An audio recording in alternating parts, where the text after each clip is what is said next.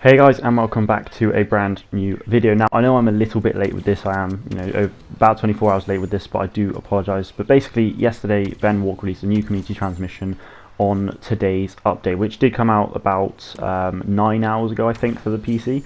But basically, I just want to go through everything that goes through it. There's not a lot of content that adds to it, but there's a few things that are going into 29 which seem pretty awesome that I just want to cover.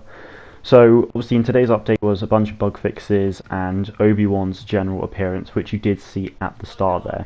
From having not played it yet, but just buying it, I think it looks absolutely incredible. To be honest, it's probably my favourite skin in the game now, so it's awesome. It only costs 40,000 credits as well, or 1,000 crystals, whichever you prefer.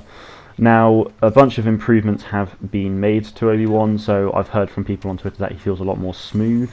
Though there are a few hit detection issues with all-out push, so I'm not really too sure what they are. I can't really comment, but that's just from what I've heard.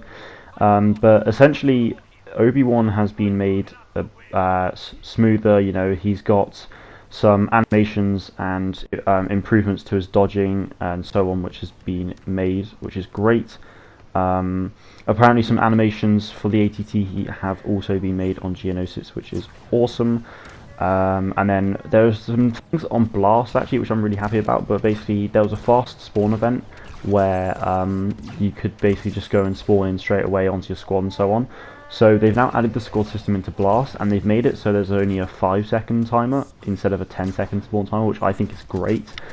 Whether they would actually implement a 5-second timer into Galactic Assault, I don't know, because I think that would change it quite well, though I do think 10 seconds is quite long.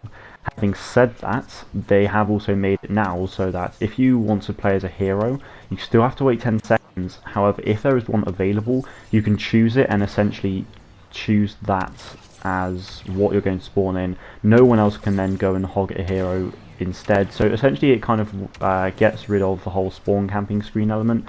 Some people will obviously still do that and just wait, but if you're respawning and a hero is available, you can just go for it straight away essentially and wait for that spawn time to go down, which is really, really nice to see actually.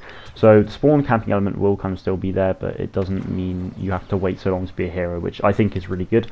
But coming in 2019, this is kind of where the meat of the transmission comes from me anyway. But they just wanted to go through a few details. Obviously this is the last update and transmission of 2018. So Lightsaber Combat is getting some improvements, and I should say this just before I go into this a little bit more, that there aren't release dates specifically on everything here, they're just things to come.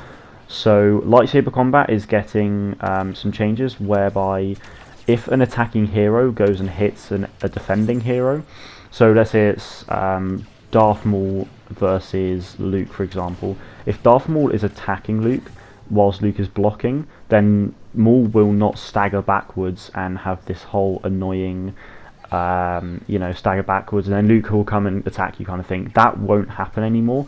Instead, I imagine you'll just be able to keep attacking. I'm not too sure, but basically there's no stagger backwards, which is great. They've also made it so that if a lightsaber hero runs out of stamina, they can no longer attack, which is really good actually. It should, in theory, make playing as a lightsaber hero a bit more tactical, and you have to play it safe again, because if you can just constantly go around attacking all the time, as a lot of people will do, then it just kind of gets a bit chaotic and stupid. And obviously if you can't block, then that's fine, but there's just no point being there sometimes, because you're just playing a lightsaber around. So it's really great to see that, and there's some new UI elements which I'm going to look into later on in the stream today. But that's pretty much a lot of what I've seen from the Lightsaber Combats. Apparently from the playtests they've had, it actually makes Lightsaber Combat a bit more, it makes it more fluid and tactical, which I think is going to be really, really fun to see. Now moving on to trooper customization is something awesome.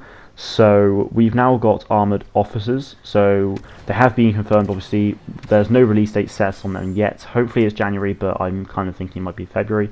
But basically guys, they are coming for the clone troopers, which is awesome. I think they look great, and something to notice actually is that they've got different kind of customization. So there's the shiny, which is just completely plain, so hopefully this means shinies have been confirmed as well. But then this Wolfpack one has a cape, and then there's a 327th which actually has like a pauldron on as well, which is really interesting. So hopefully we'll be able to mix it up a little bit. which is great. And a line in the CT that actually has me quite excited is that it says here, we will have more details on trooper customization in 2019, but we wanted to let you know that it's something that is on the way. So hopefully this means we'll get a more in-depth customization system, as well as just adding more like alien species and different actual outfits for the rebels and resistance and so on. You know, hopefully we'll get some Imperial stuff as well. But yeah, I'm looking forward to seeing what DICE are bringing in terms of customization. It's something that's hugely important to me, so I'm really looking forward to this. And also regarding trooper customization is obviously the clone appearances. Now obviously when the 41st and 327th came out, there was not a great reception for them, because essentially they were wrong, they weren't canon.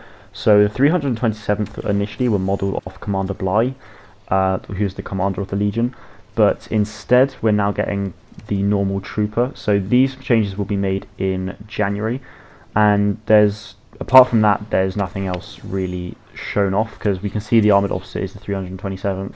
There are going to be changes made to the 41st, 91st and 104th as well.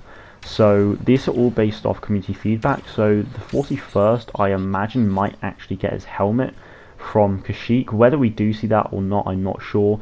If we see it as the default for that trooper in Kashyyyk, that would be great. And then if it's just the standard 41st clone helmet we have now, for the other maps I don't know. Whether we see the white and green stripes on the Phase 1 maps, I don't know. You know, this is just all speculation from me here, but it's interesting to see that the 41st are getting changed. So hopefully we'll get the helmet and maybe some other things as well. So the last thing I want to touch upon is the Emote Wheel.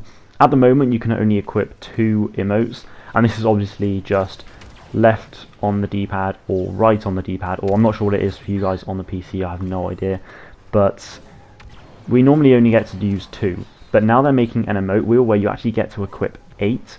So for heroes we're going to be able to use all of them at once, which is incredible. And then for troopers we're going to obviously be able to go and use 8 different emotes, which is really, really awesome to see actually. I think it will make the memes and the laughs we have in games a lot more fun and interesting. And something else they're looking at actually is a second emote wheel where they have kind of gameplay related communication. And an example of this is cover me and defend here.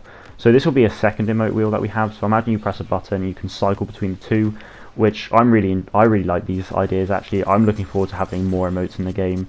But some fixes now. So that's basically all of the content that they've disclosed at the moment. You know, that's what we're going to be seeing, or part of it anyway. So I can't wait to get them in the game. But you know, just a few quality of life changes, that the player health bar has been updated with an indicator that lets players know how many dodges are available.